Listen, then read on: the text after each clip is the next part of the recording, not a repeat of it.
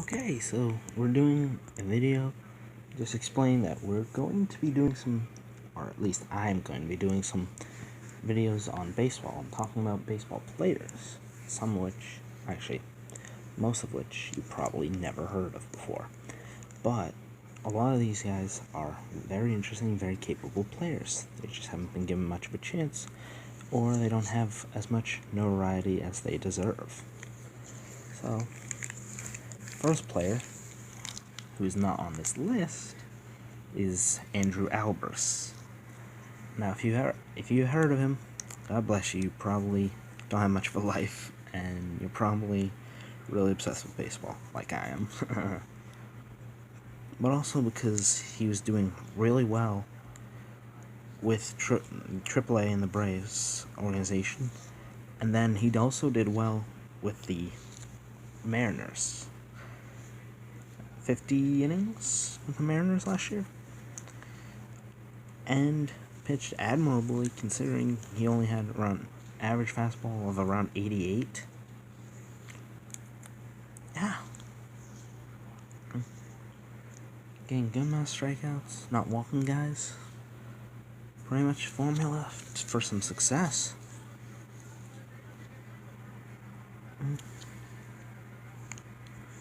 Success. A whole lot of success there. And now, Albers, age 33 now? Age 33 season,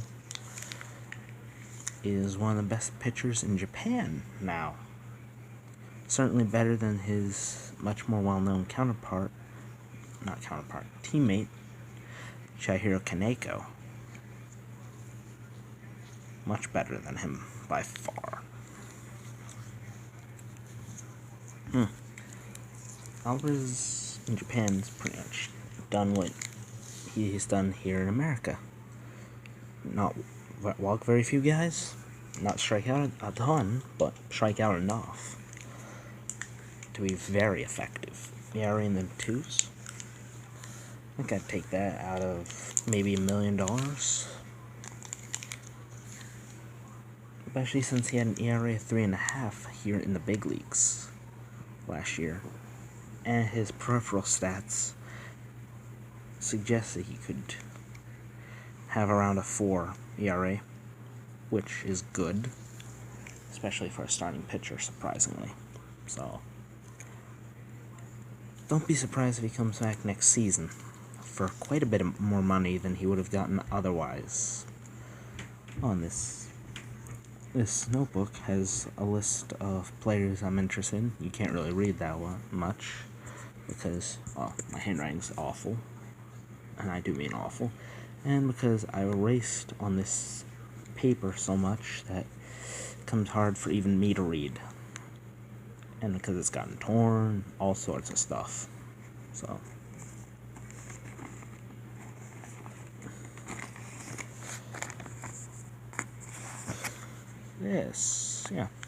another page, and around half of them are like, oh, I know what I'm gonna do with this or that. Some of them I don't. To be honest, some of them I have no idea. Some of them I barely even remember who they are. But I imagine I'll get to them in time.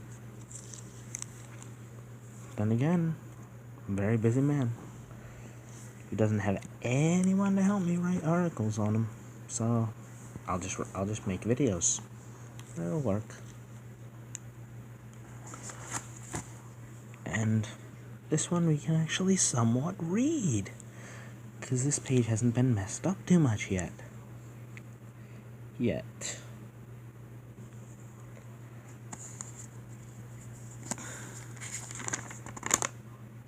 And that's it.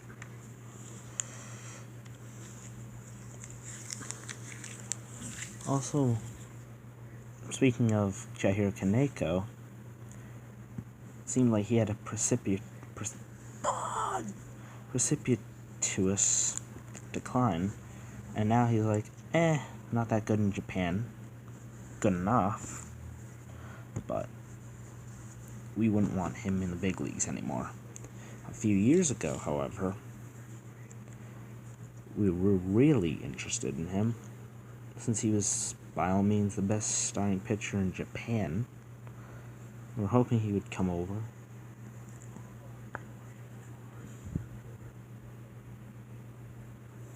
Ugh.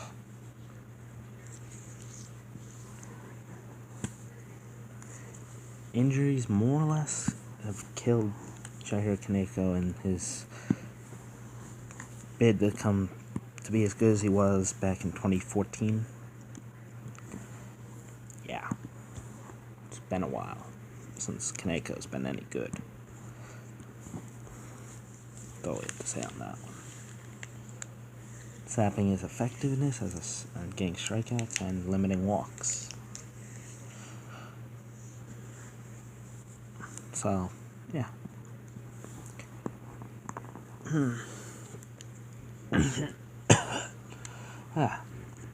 Thirdly, we also have mentioned reliever Craig Stammen, who was pretty good last season, and this year he's done even better, surprisingly. You wouldn't expect a 30-something-year-old reliever to do even better than he did last year, and last year he was worth quite a bit of money, considering he was a reliever who could pitch multiple innings if needed. Look, when I mean multiple innings, I mean like 2 or 3 if you really needed. But, yeah, if you can have your reliever do that, hey, much more value. You could have a guy on the bench as a just-in-case guy instead. More relievers who pitch multiple innings. That is key. It's huge. Might just be the new craze in baseball. Obviously not my idea. Pretty much started ever since a certain guy named Madison Bumgarner, Game 7 of the 2014 World Series, goes and pitches 5 shutout innings for them to win the World Series.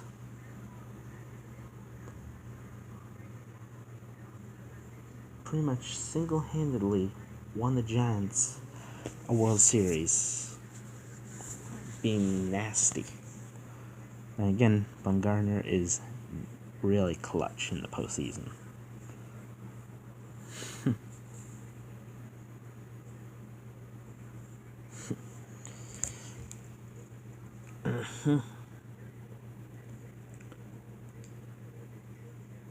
And another pitcher should be mentioned, of course. Heaven forbid we don't mention him. His name is Merrill Kelly. Merrill Kelly, by all means, like, in terms of peripherals, is probably best pitcher in South Korea. Or at least was. Nearly 190 strikeouts in around 190 innings. Just didn't walk very many guys. 45 walks. Really good pitcher last year. And his type of performance, the ERA was 3.6 in the Korean League, which is very good. Similar FIP as well. Leads to suggest that he'll likely come over here to the big leagues for a bunch of different teams. But mainly any team that has a rotation need and is somewhat in playoff contention. Sorry, White Sox, we don't want you. Well, the White Sox don't want you, Merrill. So, but yeah, a lot of teams would be interested in Merrill Kelly.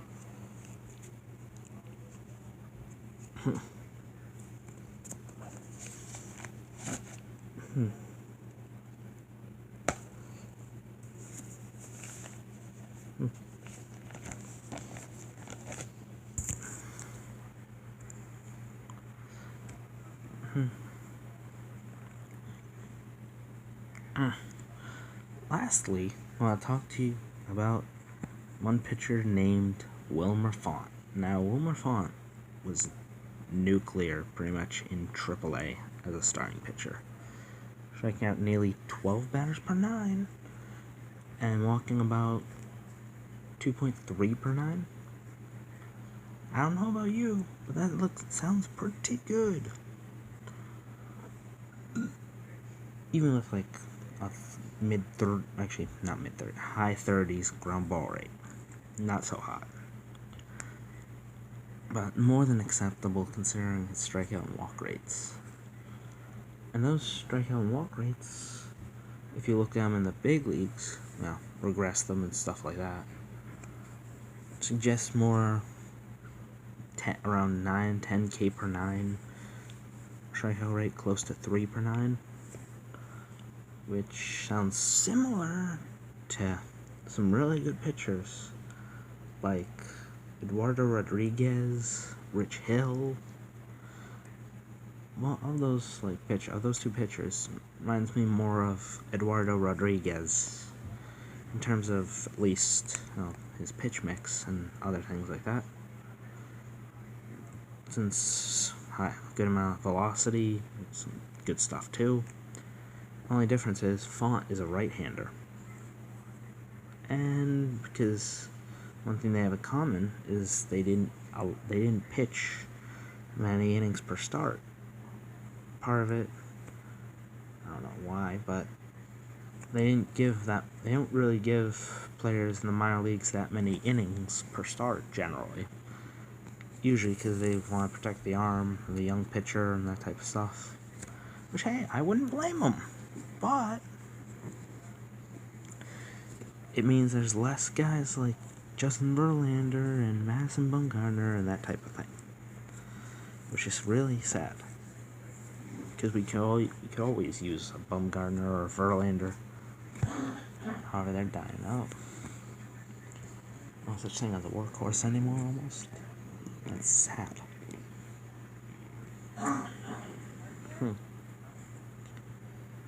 Just keep an eye out. You'll find all sorts of crazy baseball players that could be just as good as all of these guys are hyped up.